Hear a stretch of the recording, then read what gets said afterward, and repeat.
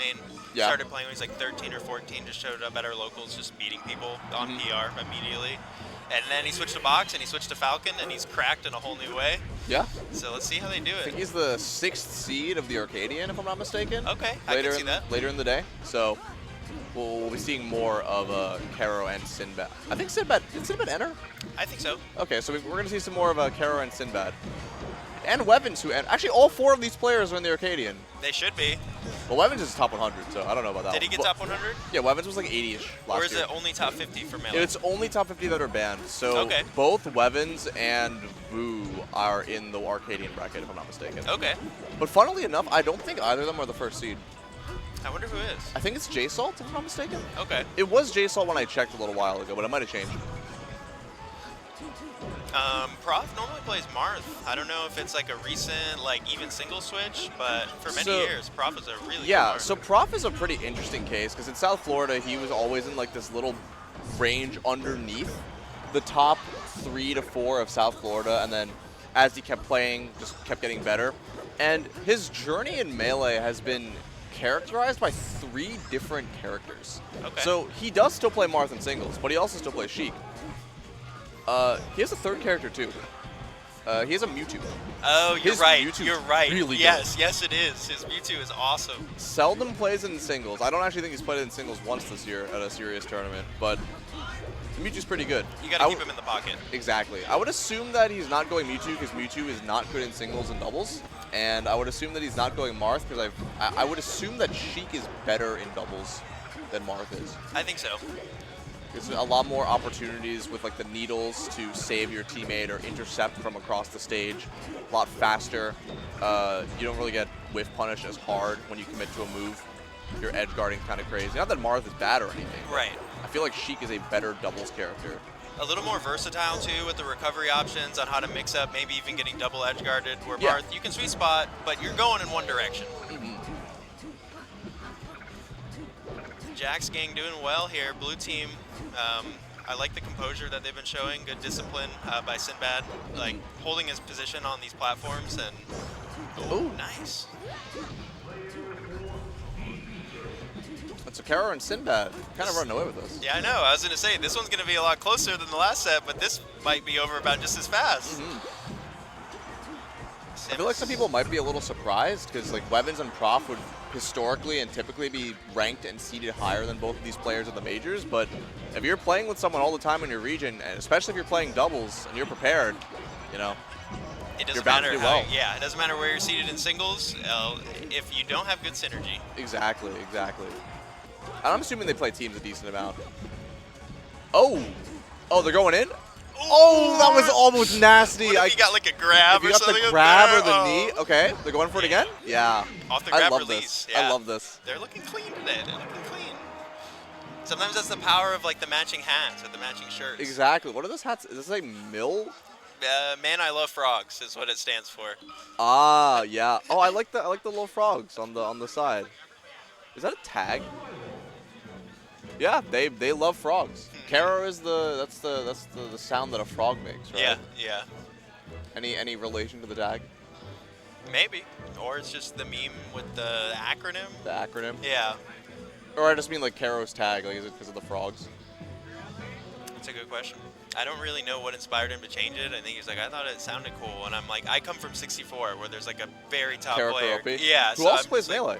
Yeah, he's solid at Melee. He like quote unquote retired from 64 for a little bit to focus on Melee, but we all know how it goes when people retire from a Smash game. Right. You can never retire from Smash fully. Yeah. and he's Armada back. went to a tournament this year. Really? He went to I think he went to Festa. Okay. Festa. But he doesn't enter. He Yeah. just goes to hang out, chill, and play beer pong. That goes a long way, though. Just staying involved with the community, even if you're not feeling entering anymore or Yeah. whatever for a little while, still come out. Everyone will be happy to see you. You might want to play friendlies or beer pong or just watch. Yeah, exactly. Yeah. No one ever really quits. No. Something I've learned. Smaller stage this time, Yoshi's. I'm actually kind of surprised they went here. Me too. I feel like Samus doesn't do that well in closed space and likes having a lot more space to play with. Yeah. But And with how fast-paced the last game was, and like something like Samus losing that many stocks so fast, it's like kind of concerning to bring it here. But Yeah. I guess they're just trying to secure the faster kills on them as well. I really liked that last thing Sinbad did in the last stock where Wevin, or no, it was Wevans. Kero was off stage trying to recover. So Sinbad went for a shield drop fair into a dash attack, which was unsafe, completely unsafe. But it meant that both of them, the other opponent, like the opponents would have to stay in shield, and one of them would have to punish, which means that Kero could get back to stage safely. Kero was a little bit too far, but I like the idea. I like that too, actually. I missed that interaction, but that's pretty cheeky. It's like one of the cool, The one needle damage. Yeah. But yeah, it's one of the cool things I like about doubles, where sometimes you have to go for something that's unsafe because it helps your partner. Yeah, and so then like it brings up strats like how you can attack through your teammate's shield and it'll extend like a hitbox, or the opponent won't be ready for a smash attack coming through the other person's teammate. So it's interesting, these little strategies that on paper sound like that's a terrible idea, but it works out sometimes. Yeah. Or just like planking the ledge or up being to stage when in singles it would seem preposterous to do either of those things. Like there, Wevans did a dash attack to just charge into Falcon so he wouldn't be able to punish Prof on the ledge. Just keep him busy. Yeah, Sometimes exactly. that's all you have to do. Just keep him busy. Wevans gets the edge guard, and Sinbad gets the edge guard. Nice. I love how Sinbad gave up the ledge very quickly to give Kero the ledge, so they both recovered. Yeah, real slick with it too, perfectly timed, and yeah, you know, just in sync. Yeah. Good crouch cancel by Kero. Yeah. And Prof also getting out of the 2v1 spot as Wevans goes back, but what is happening here? Okay. Great reversal by Wevans, making the most of that situation. After the tether, just instantly nair. Oh, I love the waveland off nair on Wevans' part, and all of a sudden, yeah, looks like a doable quick game. stocks. Yeah, Kero just barely missed landing on Randall there. Nice, nice. Okay, there we go. Once again, just the tempo is reversed once more. We finally get to watch some last stock melee. Oh wow, 1v1, 0-0. Playing singles. So this was a rivalry in Jax. Before Kero recently moved to Alabama for school, this was like a thing. Like, ooh, how did it normally go? I think it was a little back and forth, but then I heard that like Wevans started to win, and then suddenly Kero didn't come out as much anymore until he moved. You know, like sometimes that happens to people in local scenes. Kind of see why, because that was a body bag that last stock. Wow, Wevans dismantled. Really good stuff. I mean, in those last stock situations, you just gotta have the clutch factor and be able to just really dig deep. It reminds me of at Shine, the last stock game 5. I'm sure you watched it, the last stock game 5 set of Wevans versus France. Ooh, was that this most recent one? Yeah, was the the last most one that recent happened? Shine, and it was like a last hit situation. Wevans was down a crazy amount and just came back out of nowhere and beat France. And that's not easy to do, especially as Samus. Yeah, in some ways, like you would think like Samus is an amazing comeback character, and sometimes she makes it look that way, but if you just start getting bullied, it's just like hard to get people off of you at some point. Yeah. Yeah. Like, people think of the Samus can make the comeback because you just down smash Fox at 0 in the corner, and then all of a sudden Fox is dead. Right. But what if you just don't approach the Samus in the corner? Yeah. How does Samus approach you at 120% without getting kicked in the face? Yeah, you can react to those missiles from full screen. Yeah. Yeah, and laser's really fast and does damage really quickly. Yeah.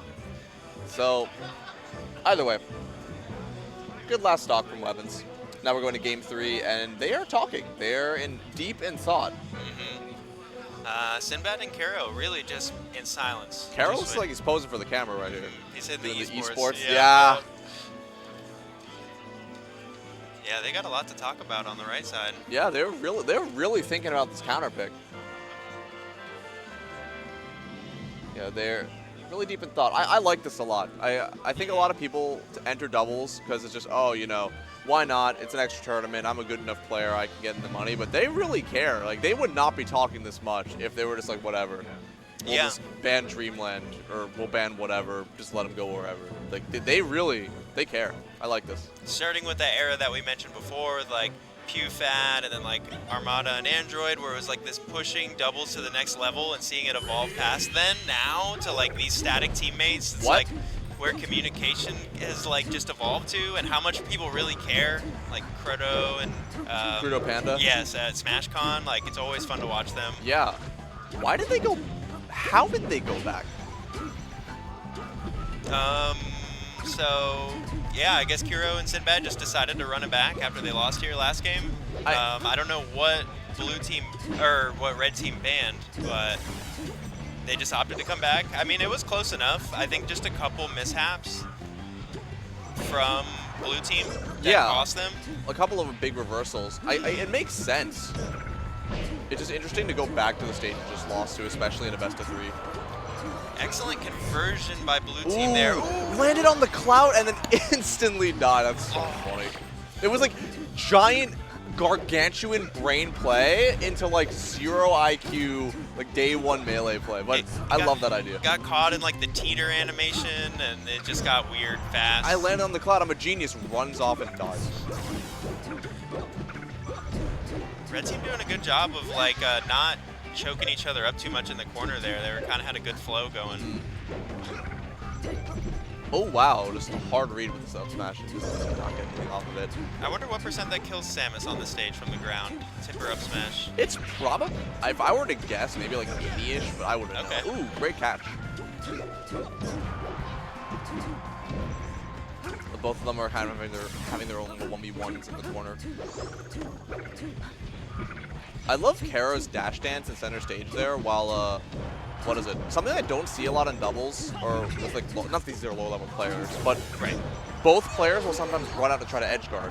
And sometimes a character like Sheet or a character like Marth or even Fox with back airs can just deal with both the characters on the edge. Yeah. So the other teammate can just dash dance in center in case they roll in or someone tries to full hop, and that is exactly what Kero did. So I really like that. You're there for insurance. Exactly. I trust my teammate, but if something gets past, I got you. Exactly. I like the invisible ceiling. Oh, did what happen? Yeah. Also, that weak hit of Nair on Sheik ended up saving Kero from getting hit by a strong hit and dying.